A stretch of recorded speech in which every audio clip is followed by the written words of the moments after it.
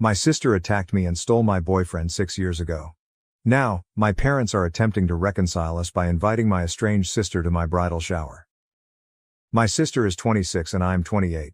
After a horrible incident that I will describe in a moment, we haven't spoken for about 6 years.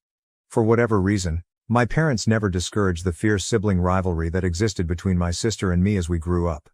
They would really encourage us to compete more. In retrospect, I don't think that was a smart move because it caused us to become really envious of one another.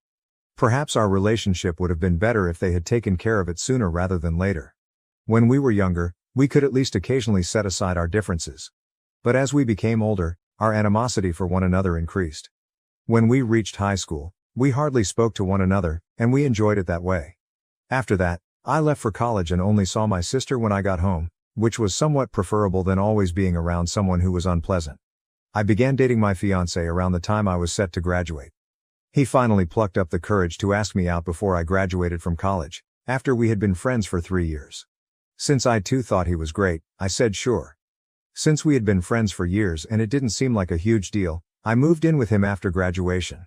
I brought him home for supper one weekend after we had been dating for 3 months because I wanted to introduce him to my parents. It just so happened that my sister, who had just begun college, had also made the decision to spend the weekend at home. It was already a formula for disaster, and we were both there. At the time, my life was going really well. I had a lovely boyfriend, a career, and my own apartment.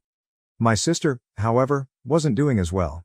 She was angry that she had to settle for her second choice of college after failing to get into her first choice. My parents later told me that she was having a hard time making friends at college, which is why she was coming home so frequently.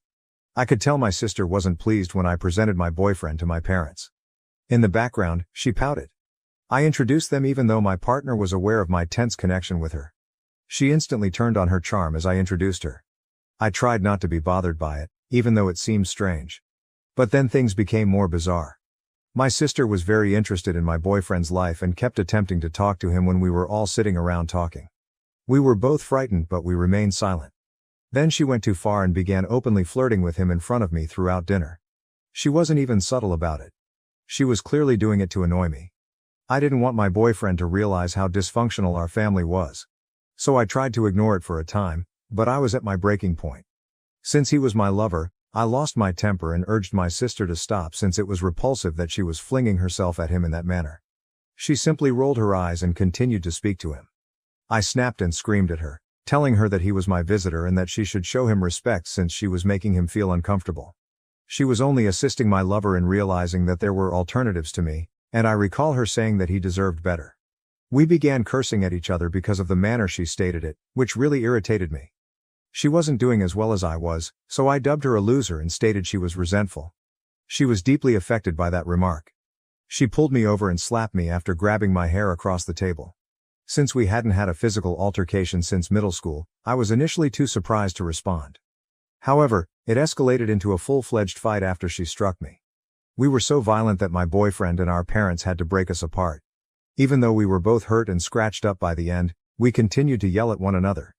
It was my partner who pulled me away, got me in the car and drove us home while attempting to reassure me the whole time. That conflict might have lasted much longer if he hadn't been beside me, so I was glad to have him by my side because I was pretty worked up. I completely stopped talking to my sister after this episode. Although we had battled previously, it had never been this vicious. For me, it was the final straw. Since I was already living apart from her, I must admit that I no longer felt compelled to think of her as a member of my family. My parents called me the day following the event to inform me that they had reprimanded my sister. They hoped we could work things out in the end, even if she wasn't prepared to apologize. I informed them that I had no interest in resolving the matter. I didn't want anything to do with her anymore, therefore I wanted our relationship to stay awful. They attempted to convince me otherwise, but I reminded them they shared some of the responsibility. They had never recognized our fierce sibling rivalry since we were little and had even fostered it. They therefore couldn't be shocked that we didn't want to be together. We got into a fight because they didn't agree with me. They apologized over the phone a few days later and acknowledged their error. It seemed a little meaningless at the moment, but I've forgiven them. Even though I had already made the decision not to talk to my sister, I didn't want to sever my ties with my parents. It's been 6 years since that happened, and I haven't spoken to my sister since. But as long as they don't pressure me to make amends, I don't mind that my parents and she have a typical relationship. We seldom talk, but I have seen her at family gatherings. We avoid each other, even on holidays, and I like it that way. We don't get along, and everyone in the family knows it, but no one understands why. They only know that we got into a fight, and I haven't changed anything because neither of us looked good after it. I kept it a secret from my family for over 6 years, but during my bridal shower, I finally revealed the truth. In addition to my bridesmaids, my maid of honor had only invited close relatives and friends. Since we weren't adhering to the custom of just inviting women, my fiancé was also present. I wanted everyone I cared about to be there. Nevertheless, my parents chose to invite my estranged sister as well for whatever reason. Sincerely, I have no idea what they were thinking, but I was taken aback when they entered with her. I was surprised to discover that my sister appeared just as surprised to see me. When they walked in, the room became quiet, and there seemed to be a standoff. My parents approached me and spoke to us both after what seemed like a lifetime. They said that a lot had changed in the 6 years following the tragedy. Above all, they expected us to make amends because they thought we were older and more mature. Her face made it obvious that my sister had been duped by her parents to get her there. I informed my parents they had no right to do this on such a significant day for me before she could say anything. I gently requested that they go with my sister. My parents wouldn't leave, so I tried to maintain my dignity so as not to ruin the occasion. They advised me to move on from the past. They gave the impression that nothing important had occurred, as though it would be simple for me to go on, which annoyed me. I reenacted the entire episode to help them remember it, and to make sure everyone else knew exactly what had happened 6 years prior. I then inquired if anyone in the room felt that I could simply let go of this. If I had married someone else, it would have been a different story, but I was marrying the same man with whom my sister had openly flirted when I first brought him home to meet the family. She had shamelessly done it in front of me, treating him as though he were a participant in a tournament that he had never consented to. Above all, she attacked me first after doing all of that, simply because I called her out on her actions and labeled her a loser. I had never had someone attempting to physically harm me in that way before, so it was traumatic for me. Despite everything, she acted as if nothing had happened and never apologized to me in the previous 6 years. I didn't feel obligated to forgive her or move on from the past. I never allowed someone like her back into my life because I felt it was more vital to cling to the past. My parents' assumption that they could simply bring her to my bridal shower and expect us to comply was absurd. Fortunately, my sister realized her mistake and left before my parents could dispute much further. My mother followed her, presumably to appease her, as I assume she wasn't pleased about being misled either. My father stayed with me for a short while, but I informed him that since he had disappointed me, I didn't want to talk to him just now. He became irritated and accused me of being irrational, claiming that I was acting like a brat and that it made no sense to hold on to something that had happened 6 years prior. Although I didn't think I was being a brat, I told him to go since I didn't want to argue with him. He also left after a few minutes. After that, I was so overwhelmed that I had to take a few minutes off to gather myself. Fortunately, my fiancé and maid of honor supported me, and after a little while, I was back to my usual self. Everyone else cooperated, seeing that I needed a diversion and didn't want to think about my sister or dad, and we resumed the celebration as if nothing had happened. After the encounter, my fiancé and I went home, and we didn't discuss the situation further. I was okay with the fact that I hadn't heard from my parents since this incident, which occurred roughly 5 days ago. I felt that we should spend some time apart after what they did. Although I didn't anticipate hearing from them right away, they did, and not to offer an apology, but rather to hold me responsible for my sister's predicament. My mother called me this morning on the phone. As soon as I responded, she instructed me to contact my aunt and ensure that she offered my sister the position she had been discussing. I urged my mother to back up since she seemed agitated and panicked, and I didn't know what she was talking about. She went on to explain that my sister had been out of work for roughly 6 months due to layoffs and downsizing at her prior employer. She had to move back in with our parents a few weeks ago after realizing she could no longer afford the rent. She had been searching for a job, but she had not been able to locate one that she liked or that paid enough. My mother had discussed this with my aunt, who was launching a new company. Because my sister had been working in marketing before, my aunt had first chosen to appoint her as head of marketing. However, my aunt stopped replying and eventually revoked the invitation following the bridal shower episode, in which I told her what had transpired 6 years prior. Since I had always been my aunt's favorite, I didn't find it unexpected, and I believed it to be a plausible explanation when my mother forwarded the message my aunt had sent her to me. My aunt stated in her reply that it was evident my sister had severe anger management problems based on her understanding of the incident I described. My aunt wasn't pleased that she hadn't even offered an apology, not even during the bridal shower. Furthermore, My aunt stated that she had first chosen to hire my sister because she was related, but that she had interviewed a better competent applicant for the job a few weeks prior. She would now offer the position to the more competent applicant since she had changed her mind. That seemed totally reasonable to me, and I was genuinely glad my aunt had a change of heart. I informed my mother that I couldn't do anything about it after reading her message because, as someone who has seen the negative effects of nepotism in the job, I didn't want my aunt to be the type of person who makes things worse. Otherwise, my sister would have been employed because of nepotism. The real reason my sister wasn't hired was that it appeared my aunt had discovered someone more suited for the position. Since this was my aunt's business life and I didn't want to cross any lines, I informed her I wouldn't talk to her. In an attempt to destroy my sister's reputation and image in front of the family, my mother began to lose her head and began screaming at me. Since I hadn't discussed the issue in years, she suggested I didn't need to bring it up during my bridal shower. Even though I had started the argument by calling my sister a loser, especially knowing it would hit her where it hurt, she thought I purposefully painted her as unstable and nasty in order to garner the family's sympathy and make myself appear to be the nice guy. For the record, I wasn't hiding anything when I recounted the incident. I had stated that I had labeled her a loser before to her attack. Even yet, I don't believe that calling her derogatory names excused her physical altercation. It was just unjust for my mother to say that I brought up the incident in order to harm my sister's reputation. I blocked my parents and hung up. After giving it some thought, I'm not sure if discussing the incident was a wise decision. My mother said over the phone that I hadn't given my sister a chance, despite the fact that she had evolved over the years. That was pretty rude of me, she said. I brought up my sister's attack on me 6 years ago, which resulted in her losing a job offer. Am I correct in bringing this up? Update 1. Hi, Reddit. Before I discuss the events that followed my initial post, I would like to express my gratitude to everyone who took the time to leave a remark. I appreciate your nice words and suggestions very much. Well, let's talk about what transpired after I blocked my parents. My parents were unable to reach me because my sister had been barred for the previous 6 years. They chose to come see me as they had no other method to get in touch with me. I truly don't have time to handle all of this because I'm getting married in a few weeks.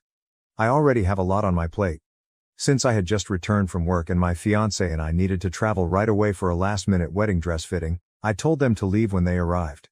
We were going to go, but they had arrived at the wrong time, and I knew that if we opened the door, they would find a way to continue chatting and irritate me. They didn't go even after I threatened to contact the police.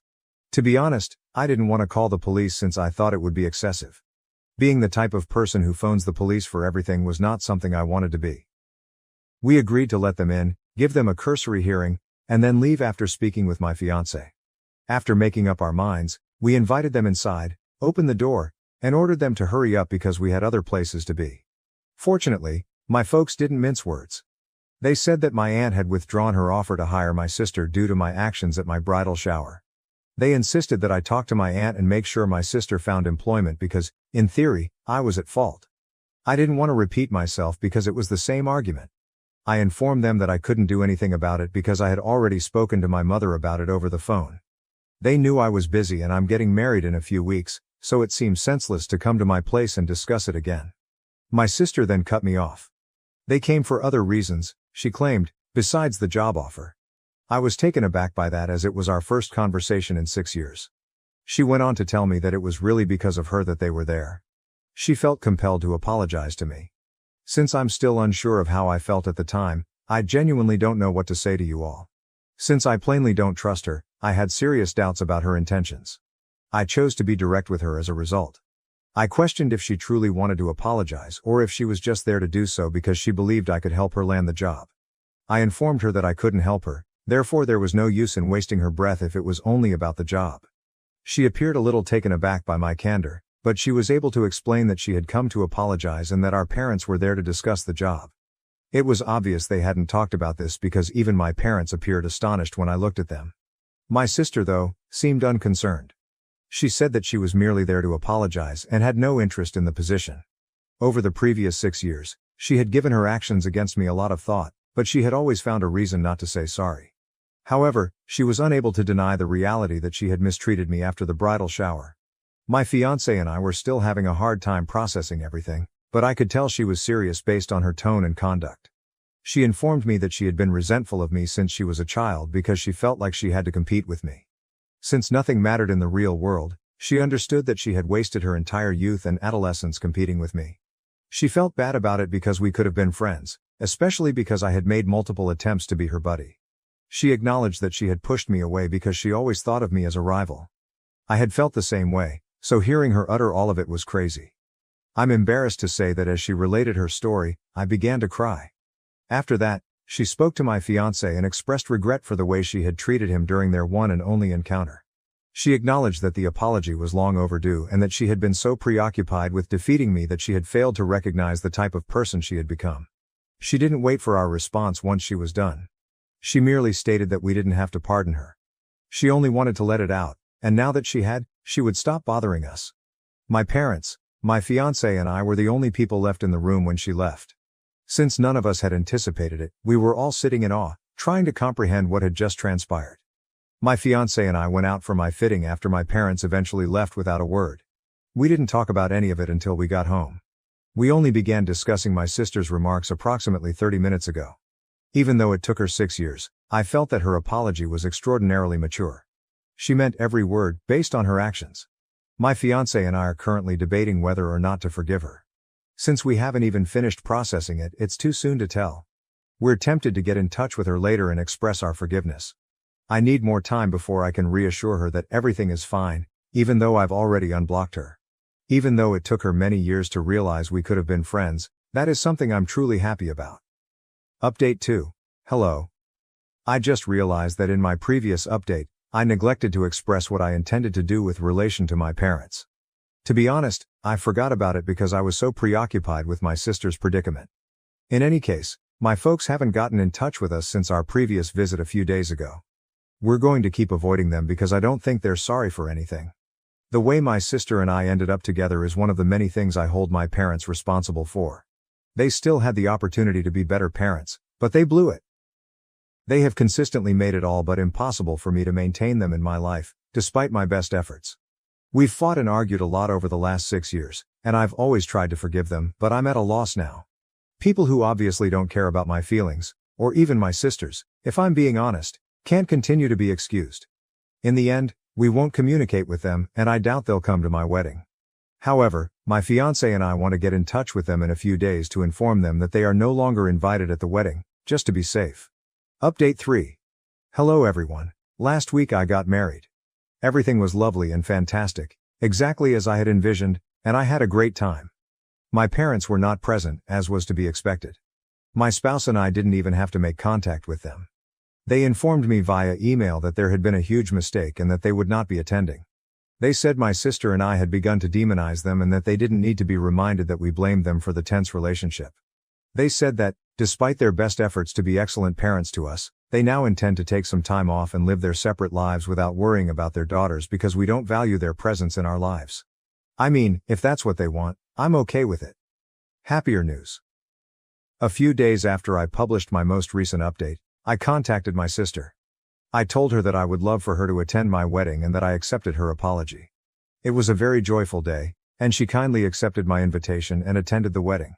It's absurd to think that I would have sneered at my parents a few months ago if they had informed me that my sister would attend my wedding instead of them. But now we are here. In any case, I'm glad everything went without a hitch and that I'm at last getting back on track with my sister. This is sufficient for me for the time being, but perhaps my parents will change their minds and apologize to us. Life has never been better, and my husband and I will soon be departing for our honeymoon. Thank you for watching. If you haven't subscribed yet, please do so and hit the notification bell to stay updated with more shocking real-life stories happening around you.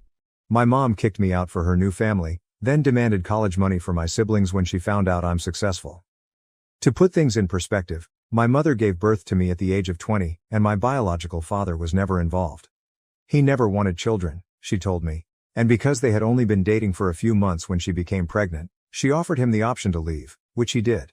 She stated that because of the bitterness of their breakup, she had chosen not to demand child support from him and he had also refused to pay. Never talking again was convenient for both of them. She was fortunate to have my grandparents' unwavering support and encouragement, which enabled her to finish her schooling and secure employment. She dated a couple men while I was younger, and she began dating Harry, a co-worker, when I was about 8 years old.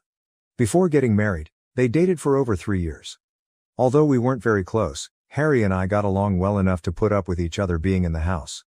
When my mom became pregnant 4 years after they were married, everyone was overjoyed, including me. In retrospect, I probably should have known what was going to happen, but I was too preoccupied with the idea that my mother would always support me. I hoped mom wouldn't leave me now because she had endured a lot of challenges raising me by herself.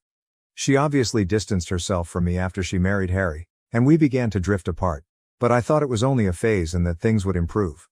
During her pregnancy, I did my best to be encouraging, but she appeared to get angrier every time I was there. To avoid disturbing her, I made the decision to become scarce, but it seems that I wasn't inconspicuous enough. She and Harry sat me down for a serious conversation 6 months after she gave birth to twins. They informed me that they couldn't keep me in the house since they had 2 children to look after. They couldn't legally throw me out without getting in trouble because I was still a juvenile, having just turned 16. By highlighting the financial burden of providing for a big family, on their meager income, they attempted to persuade me otherwise. Since we had been living comfortably up until that point, I honestly didn't think it was hard to maintain 2 adults, 1 teenager and 2 kids on the salary of 2 web engineers. They clearly only wanted me gone. I genuinely didn't want to leave, so even at that point I attempted to offer ways to stop it. If money was a problem, I offered to acquire a job, but my mother said she wanted to save money and resources for the children who deserved it more. She stated that they deserved to stay with them more than I did, not that they needed this more. That was all it took for me to decide that I had to leave because it was obvious that no one wanted me. They knew I had enough dignity to know I was unwanted, so they had only nudged me in the right way after I left, without even telling me where I should go. Their strategy was successful. Since they hadn't really evicted me, it wasn't technically an eviction, but I would still consider it to be the same. I felt like I had no other choice after they had forced me into a difficult situation.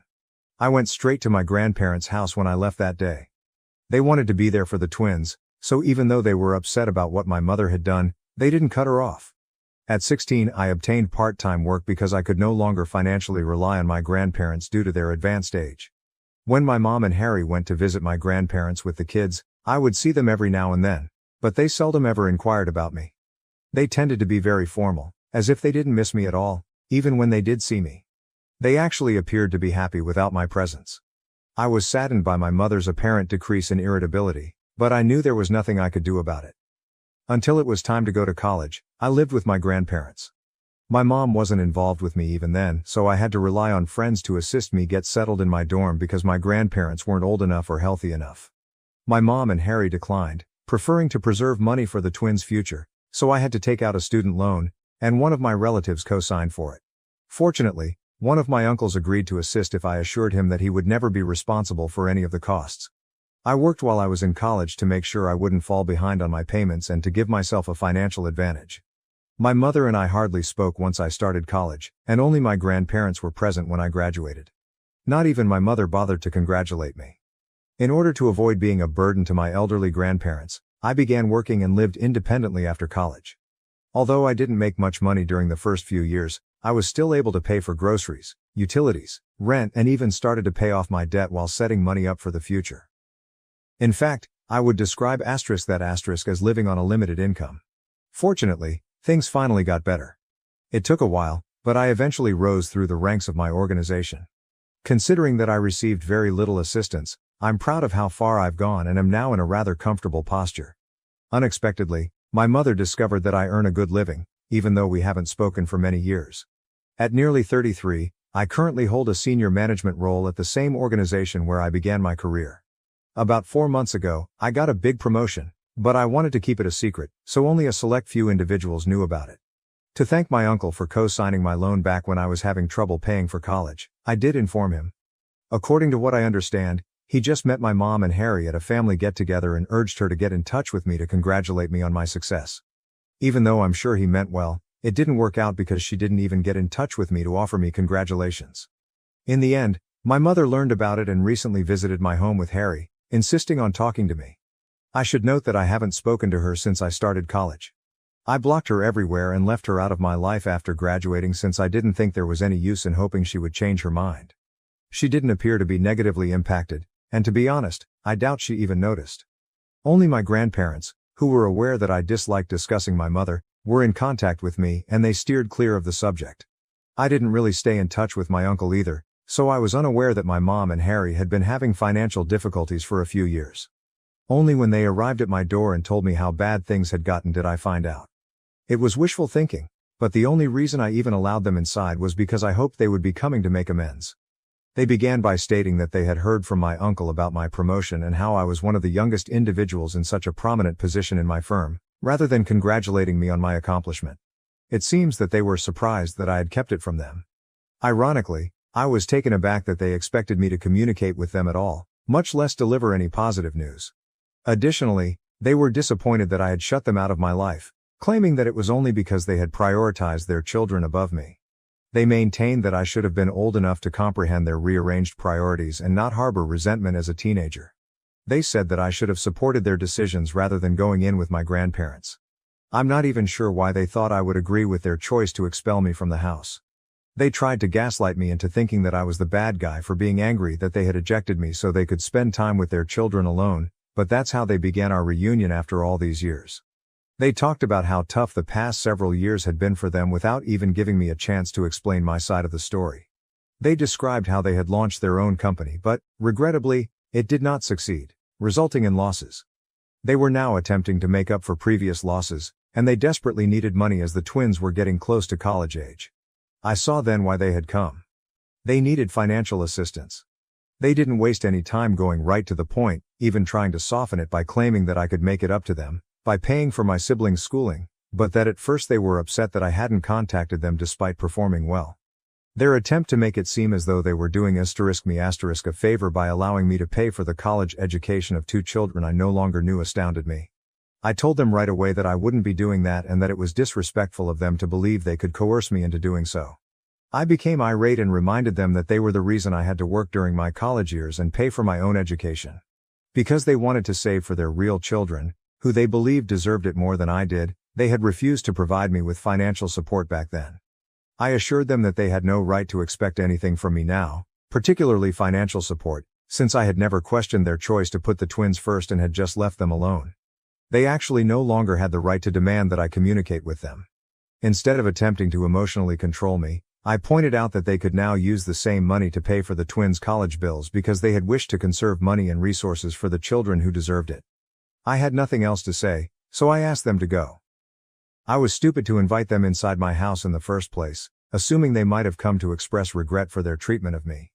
They became irritated and attempted to place the blame elsewhere when I began to insist that they leave. They informed me that I wasn't innocent in this case. Their protection. They said I was over-enthusiastic, over-involved, and frequently irritable while we all lived together. I was only a teenager, trying to keep in touch with my family as they drifted away from me, so I couldn't believe that was a true issue they had with me. They then had the audacity to claim that I was no better than them since I had denied their request. They said I was forgetting all the years my mother had taken care of me and brought me up alone. They said that this was my opportunity to make it up to her, and assist her, but I was being rude and unappreciative instead. Since I was a child at the time, I thought it was absurd that they would bring that up. Even if I had wanted to, I couldn't have decided not to rely on them. Furthermore, it wasn't like they were helping me. They pushed me out of the house and effectively forced me out as soon as they believed I was mature enough to manage things on my own. For the following 18 years, they refused to acknowledge my existence. I was still shocked that they had the gall to expect me to aid them now, as if I owed them something, even after everything that had happened. During the dispute, things became quite personal and ugly, and I finally threatened to call the police if they didn't leave my property. My mother reminded me of all the sacrifices she had made when I was younger, ostensibly because she wanted to be a good mother, before they finally departed after more arguments. She said that I had been ungrateful the one time she had expected me to sympathize with her predicament and allow her to put other people before myself. She now claimed that rather than the other way around, I was portraying her as the villain. Since then, this has been bothering me and I'm having trouble figuring out whether I'm to blame, whether I've been expecting too much from my mother, or whether she's simply deceiving me. I decided to post on Reddit to get some unbiased perspectives even though I'm quite sure I'm correct. AITA for not paying for my half-siblings' college tuition just because my stepdad and estranged mother are having financial difficulties. Edit. Even though my uncle had excellent intentions, I reminded him that what he did was wrong and unacceptable. His actions undoubtedly had a negative effect. I wouldn't be in this predicament if he hadn't shared my life with my mother and disclosed my contact details without my consent. He apologized excessively, stating that he was unaware of their financial difficulties and that he had no idea my mother would respond in this manner. He admitted that he had no business telling my mother about my life and that if we had wanted to get back together, we would have done so without his help. Since his heart was in the right place, I don't intend to cut him out of my life. I would have been much more angry if he had meant something different. He simply made an error. In addition, it was because of him that I was initially able to attend college. He was the only person who was prepared to assume the responsibility of co-signing my loan application. If you consider it, I might not be in this situation at all if it weren't for him. I made sure to let him know that what he did wasn't appropriate since I don't want to come across as unappreciative, but I'm also not a doormat. Whatever I did was fair enough, and I believe I found the ideal balance. We're doing great together. And I won't hold anything against him because I needed this resolution somehow. I also discussed my mom's recent struggles with my grandparents. They believe I'm correct and have promised to make an effort to persuade her to change her mind. I realized that they didn't want to lose touch with their other grandchildren, which is why they have remained in touch with my mom. They understand the struggles my mom's family is going through, but they don't think it's right or fair to put me through this. That's their position on the issue and I believe it's reasonable enough. First update. My mother has taken it upon herself to remind me of all she did for me growing up ever since we last spoke, which was nearly 9 days ago. She probably sends me an email every other day to make me feel like I owe her something. It's not like she gave me a favor by raising me alone, and she was legally required to take care of me, so I don't really understand the point. She only reared me when it was convenient for her. She and her spouse decided to expel me as soon as I started to cause them trouble, citing the need to save money for the twins and their future. Now that we're in the future and the twins are adults, I believe they should rely on themselves rather than wasting time trying to manipulate and guilt-trip me. Although I had been ignoring her emails, I made the decision to reply a few days ago. I explained to her all I had written in my essay. She didn't take it well, as expected, and labeled me ungrateful once more. I just informed her that calling me names would not alter the truth and that I no longer wanted to have any contact with her because she had been a bad mother. I blocked her email account after that, but she made a new one to continue to annoy me. Since she never done the same for me, I blocked that one as well, and I'll keep doing so until she understands that I'm not here to mope about her. To be honest, I'm glad we're finally having this discussion because I think it will end quickly and I'll have the necessary closure. Only because I was still clinging to the hope that perhaps they had changed, that perhaps they were here to congratulate me and make amends, did I welcome them into my house and talk to them that day. However, speaking with them made me realize that they are just not the type of individuals who are able to experience regret, guilt or shame. I've fully given up on ever making amends with them after it once again made me realize how self-centered and cunning they are. Second update. I believe that my mother's appearance at my place of employment earlier today was the most bizarre thing she has ever done. Fortunately, I wasn't working today, so she departed really fast and didn't succeed in her endeavor. I was feeling a little under the weather, so I decided to take the day off, and I'm so happy I did. She would have definitely thrown a fit or done anything to make me look foolish if I'd been present. When the receptionist called to inform me that my mom had arrived, wanting to see me and refusing to go despite being informed that I wasn't there, I learned the truth. When they put her on the phone with me, I firmly told her that I was at home, even though I was already rather anxious about what she might do. She was informed that if she attempted anything at my place of employment, I would sue her until she would be too ashamed to send her children to college. I did my best to sound threatening, so I believe it truly frightened her. She agreed to depart right away, provided I met her in person, so it must have worked. I reminded her that she couldn't afford a lawsuit at the moment and informed her that she wasn't in a position to be making demands. I also mentioned that my employer would not think twice about suing her if the situation worsened, which would be a very different scenario because they wouldn't be as forgiving as I'd been. She'd be better off just going out in silence. I didn't get any more calls or notifications regarding the event, so I guess she left after giving the phone back to the receptionist. I can't afford for this to happen again because that was undoubtedly a near call. I've made the decision to speak with a lawyer to find out what precautions I may take. She hasn't threatened me directly, so I'm not sure if this is enough to get a restraining order, but I still want to speak with the attorney to discuss my alternatives. I just have to hope that this experience was unpleasant enough for her to think about leaving me alone till then. Update 3. Since I'm very certain we now have grounds for a restraining order, I suppose I don't need to consider filing one. When my mother arrived at my place of employment last week, I was able to persuade her to leave. However, in light of this week's events, I believe that a restraining order against her needs to be issued for everyone. She was waiting outside my door when I got home from work a few days ago. I informed her right away that I didn't want to argue and that I would call the police if she didn't leave. She practically raced at me and threw me to the ground, sending my phone flying out of my hands as I was ready to dial. She cursed at me and blamed me for everything that had gone wrong in her life, while she attempted to beat me up. It took me a while to react since I was so taken aback by her insane conduct. However, because I consistently work out and am much younger than her, it was simple for me to overwhelm her when I did. Fortunately, all the shouting had alerted my neighbors to the problem and caused them to call the police. They even came to my aid and restrained my mother as we awaited the arrival of the cops.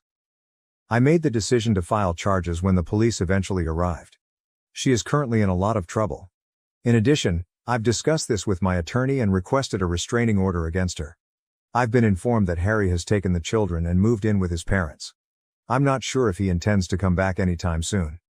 He apparently challenged her about her behavior after saving her and informed her that she couldn't continue acting in this manner. She also got into a fight with him, which seems to mean she's really lost it. I believe she finds it difficult to believe that I'm doing well in life, but in all honesty, she is to blame for her own issues. I will not be sorry for her. I'll have the restraining order in place soon, and since I'm making more money, I've already started thinking about moving into a larger home. Since now seems like the ideal moment, I'm going to start exploring my alternatives. Being linked to someone like that is embarrassing, so I sincerely hope my mother receives the support she needs and learns to behave normally. She has also been nasty to my grandparents, who have told me they no longer want to be around her. The only person she can blame for everyone avoiding her is herself. Anyway, I'm not worried about it anymore. Thank you for watching. If you haven't subscribed yet, please do so and hit the notification bell to stay updated with more shocking real-life stories happening around you. Parents accused me of an affair with my brother-in-law, threw me out, and tried to destroy my career. The shocking truth uncovered. Over the past 6 years, I have established a prosperous career as a senior programmer at a large software business. My parents insist on family values and sticking together, so even though I make more than enough money to live on my own in a wonderful apartment, I've been living with them. Although they have always been domineering, I persuaded myself that it was simply their expression of affection. The environment in our home has always been complicated. This is also where my sister Emily, 32F, and her husband James, 34M reside. 3 years ago, James obtained a job close by, and our parents were overjoyed, so they moved back. With her ideal life, marriage, and grades, Emily has always been the golden child. The comparison began in our early years and has continued ever since. I love my sister, don't get me wrong, but sharing a home has been difficult. Since I work from home the majority of the time, my folks are always watching me. They keep an eye on who I speak to on video conversations, when I start work, and when I take breaks. They have persuaded themselves that this degree of engagement in my life is both required and typical. Even though my precise schedule is shown on the refrigerator, my mother frequently interrupts me in my home office during crucial meetings, saying she forgot I was working. Michael, my 29-year-old lover, lives across the nation. He has been tremendously supportive over our 3 years of long-distance dating. But he and our relationship were never accepted by my parents. They treat James as the son they never had and compare him to him all the time. They attack every aspect of Michael, including his choice to live on the West Coast, his work as a software engineer, ironically, the same field as myself, and even his attire when we video chat. James has always been cordial, not only as his wife's sibling but also as a little sister. We had a good relationship and I valued having someone who didn't criticize me all the time. He frequently defended me during family dinners when my parents began their routine comments about my life choices, as if he understood the burden I was under. Up until 2 weeks ago, everything was in control. With solemn faces, my parents summoned me into the living room. I was managing a group of developers on a significant software update during a pivotal project phase, so the timing couldn't have been worse. On my laptop, they said, they discovered offensive text that purportedly demonstrated my attempt to conduct an affair with James. I was caught completely off guard. The messages they displayed to me were obviously fake and completely out of context. Some appeared to be completely made up, while others were excerpts from business exchanges that had been altered to appear suggestive. I attempted to explain that I'm really in love with Michael and that James is like a brother to me, so I would never do anything like that.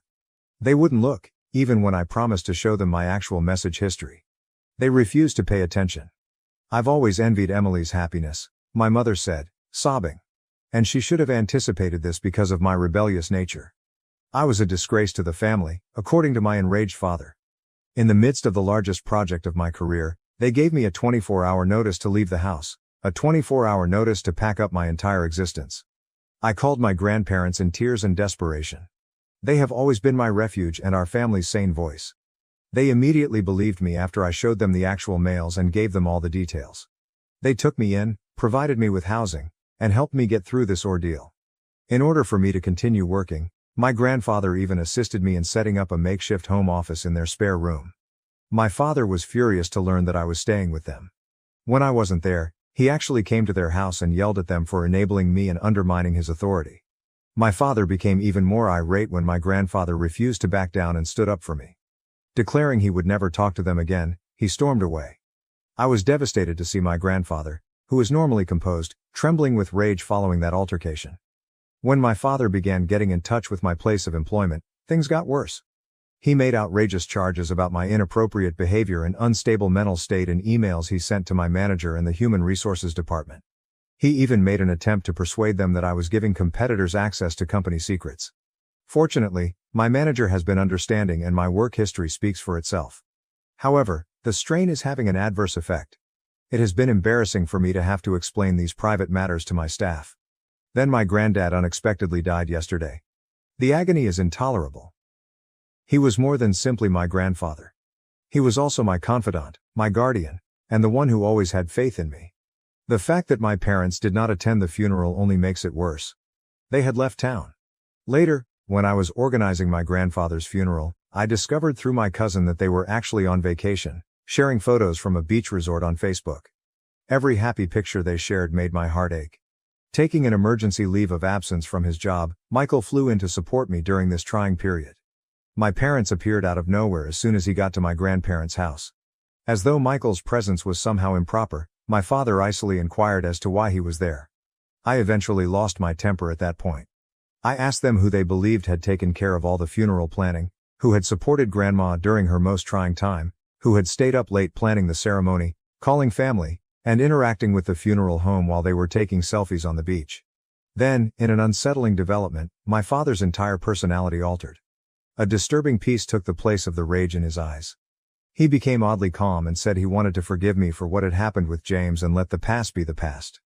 He said he would let me stay with Grandma, but only if he got what was rightfully his. I understood exactly what he was after, therefore I was horrified by the abrupt change in his demeanor. My grandfather had been quietly successful with his investments over the last few years.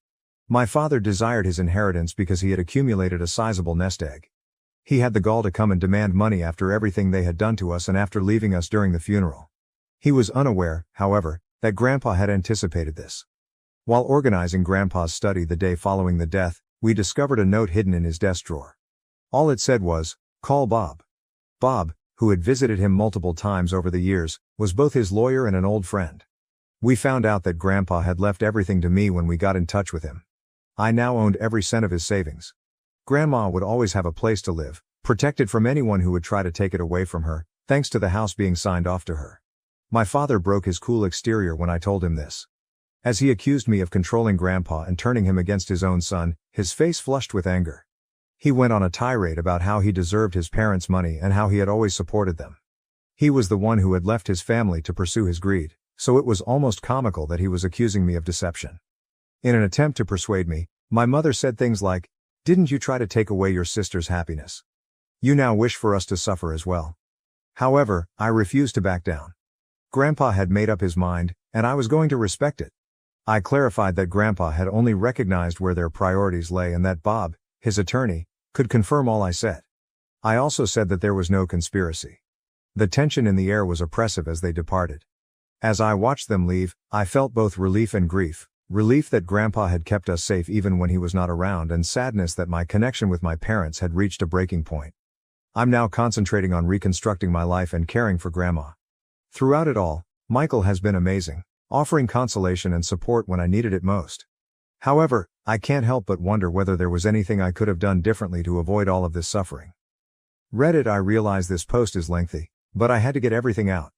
Everything has become more problematic because of the inheritance situation, and I'm worried that my parents might try something extreme. I would be grateful for any guidance on legal protection. Has anyone else experienced a similar situation? How did you respond to it? Update 1.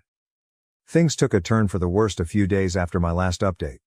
Apparently not satisfied with simply pestering my workplace, my father has begun reaching out to our company's customers. I learned this when a representative from one of our largest clients pulled me aside in a virtual meeting to voice concerns about upsetting emails they had received about me. These emails were kindly forwarded by them. My father was methodically attempting to damage my work relationships after he somehow managed to obtain our client list. According to the emails, I was a volatile individual who was stealing business secrets and taking advantage of older family members for financial gain. The fact that he disclosed information regarding customer projects that he shouldn't have known about is very troubling. Now, since he works for a partner company, I'm wondering if James was giving him false information. The legal department of my business has been engaged. In addition to the possible harm to my reputation, they are taking this extremely seriously because my father's activities are endangering business partnerships. My parents received a cease and desist letter from them, which only appears to have made them more angry. My parents have responded by launching a full-scale campaign against me on social media. In order to disseminate their story, they have made numerous phony personas in addition to publishing on their own ones. The stories they are narrating are getting more complex. They now assert that I have been deliberately deceiving my grandfather for years and that I somehow planned out his whole investing strategy to suit my own interests. They are unaware that I discovered something startling while looking through more of Grandpa's documents. Classic Grandpa, always the meticulous planner, had a secret compartment in his desk drawer that held a USB drive and a pile of papers. Along with comprehensive documentation of what seems to be systematic tax fraud and money laundering through my father's real estate business, the USB drive included years' worth of email correspondence between him and multiple offshore accounts. I informed Grandpa's attorney, Bob, about these results right away. He wasn't surprised, which was an odd response.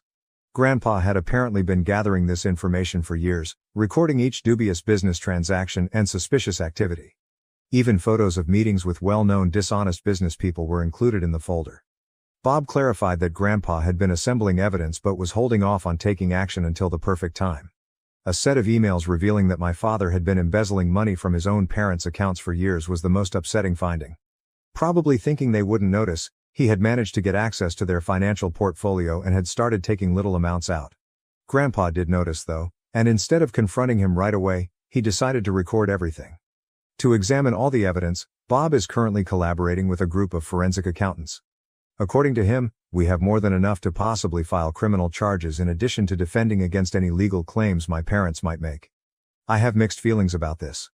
While I desire justice, I still find it difficult to imagine my own father being charged with a crime. James's eagerness to return to my parents' house is further clarified by the evidence. He and my father exchange a number of emails about business prospects that seem eerily similar to Ponzi scams. I'm beginning to question whether the entire charge that I attempted to woo James was a preemptive move, meant to discredit me should I ever find out what they were doing.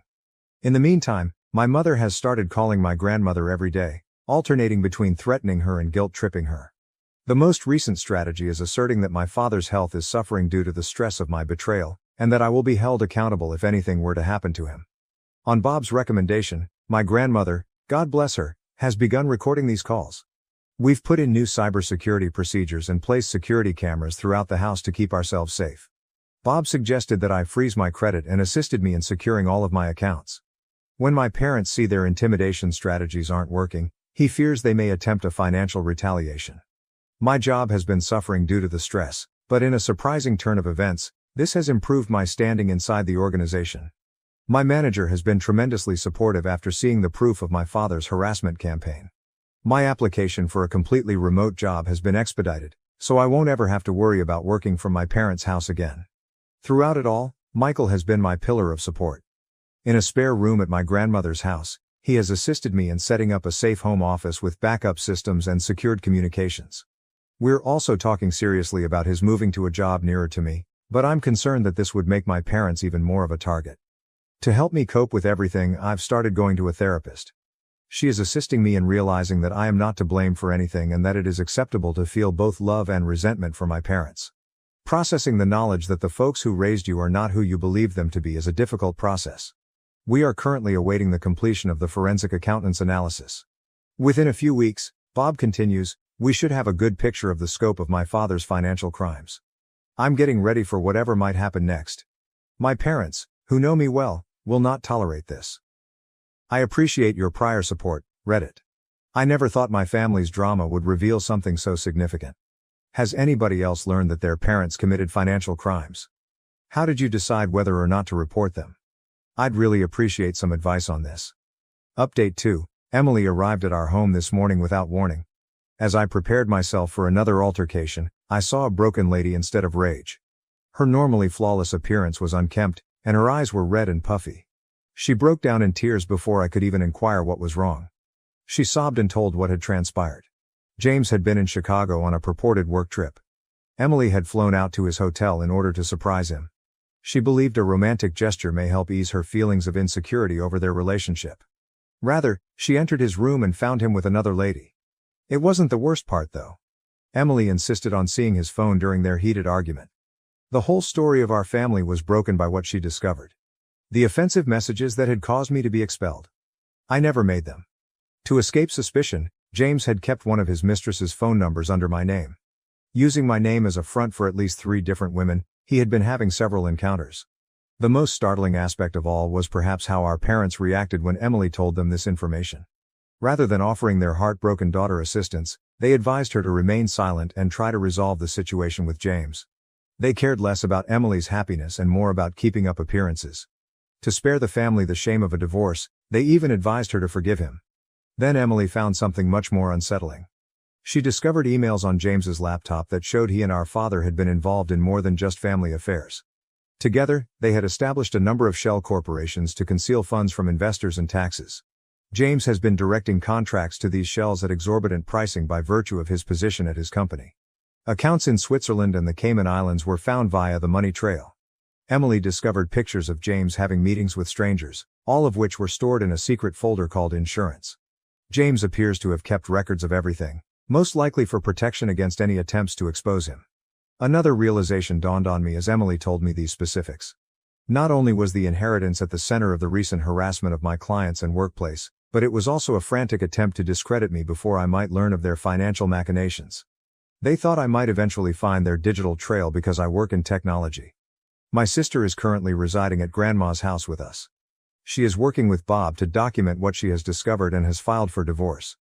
In addition to harming James, the data she presented could have disastrous consequences for our father. She discovered certain transactions that were exactly in line with the documents Grandpa had been gathering. The irony of it all? For years, James had been living beyond his means, using the proceeds of these illicit operations to fund his numerous affairs. In addition to wanting to be near James's place of employment, they moved back in with our parents since they were having financial difficulties as a result of his extravagant spending on his covert life. Through all of this, Emily has shown incredible bravery. She has already discussed her findings with the FBI, who are especially curious about the financial fraud's global components. She has been informed by the investigators that this case may be worth millions of dollars. Our parents' approach has entirely altered. They are now attempting to argue that they were duped by James and were unaware of the true situation. However, the data points to a different conclusion. Documents we have discovered reveal that our father was the mastermind behind numerous of these plots, with James acting as the front man for his business. Emily is suffering from the stress of it all. For the first time in our adult lives, we have been spending evenings discussing things, and she has begun visiting her own therapist. She has repeatedly expressed regret for not trusting me and for allowing James and our parents to influence her. Since she was just as much a victim of their manipulation as I was, I have forgiven her. Grandma has been incredible during this entire ordeal. She said Emily needed the master bedroom more than anyone else at the moment, so she gave it to her. We've resumed having dinners as a family, just the 3 of us and Michael when he comes over. It's amazing how tragedy can unite people and forge new ties from the ashes of past ones. Our cooperation is complete, and the FBI inquiry is still going on. Our parents are still working to preserve their reputation in the neighborhood and have engaged pricey attorneys, but more people are discovering the truth every day. Our father's former business partners have begun to come out with their own accounts of dubious activities. Sometimes Reddit, the reality is more amazing than you might think. I'm finally with my sister again, and we're stronger together than we were before. We're getting ready for what is probably going to be a protracted court struggle, but at least we're doing it together as a family. A true family founded on support and truth rather than deceit and manipulation. Has anyone else experienced a similar situation where revealing a single family secret revealed a whole network of dishonesty? How did you handle the fallout?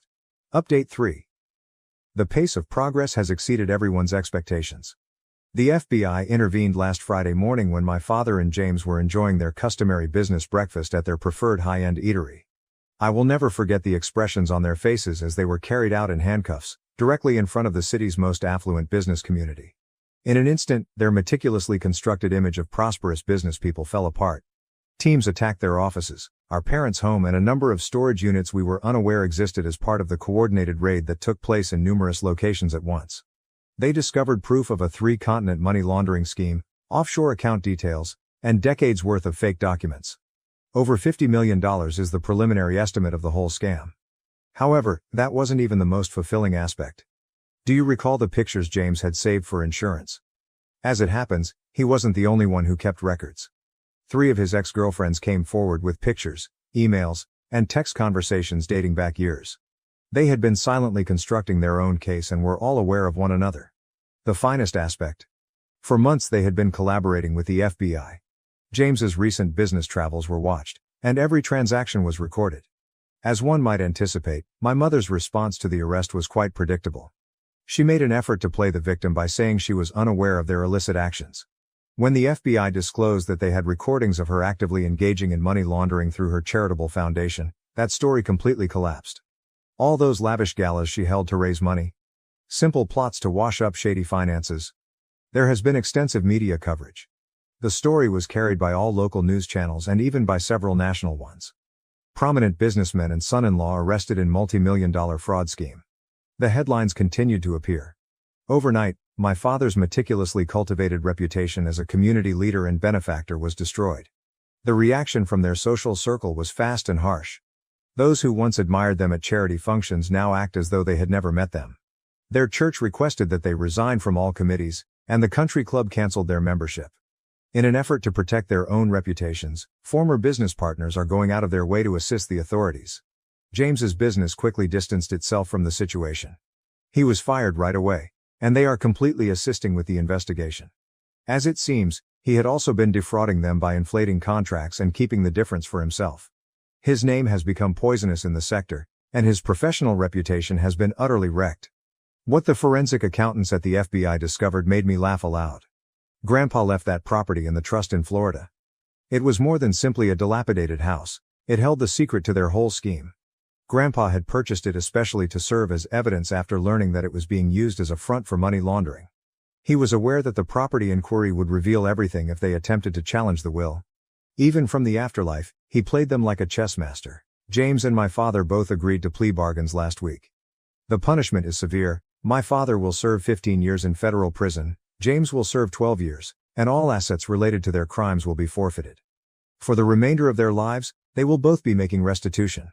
Next month, my mother will be sentenced to 8 to 10 years in prison for her involvement in the money laundering conspiracy. After all of this, Emily is stronger than ever. She started her own business with the settlement, which was the little money left over after asset forfeiture, once the divorce was finalized. We've never been closer since she moved into a comfortable apartment close to Grandma's house. Our parents worked very hard to sever the sister link, but it has since become indestructible. There was more karma to come. Do you recall how my parents attempted to ruin my reputation in the workplace? The board of my organization was so pleased with my handling of the matter that they elevated me to the position of Director of Security Operations. I now oversee a group of people that work to stop the exact type of scam that James and my father perpetrated. Last month, Michael relocated here, and we recently purchased a home a few blocks away from Grandma. By the way, she's doing fantastically. She used her experience to help others by starting a support group for families impacted by financial fraud. What about the valuable social standing of my mother? When I last heard from her, her old pals were openly avoiding her while she was shopping at the bargain grocery store. Her friends have made it apparent that she is no longer welcome in their group, and her expensive jewelry and clothing have all been confiscated. According to Reddit, justice isn't always served without flawless karma. Despite going through a lot, my family has emerged stronger, closer, and wiser. I want to express my gratitude to everyone who helped me along the way. And to everyone who has experienced similar betrayals in their family, never give up. When the truth finally surfaces, it's a magnificent moment. Thank you for watching. If you haven't subscribed yet, please do so and hit the notification bell to stay updated with more shocking real-life stories happening around you.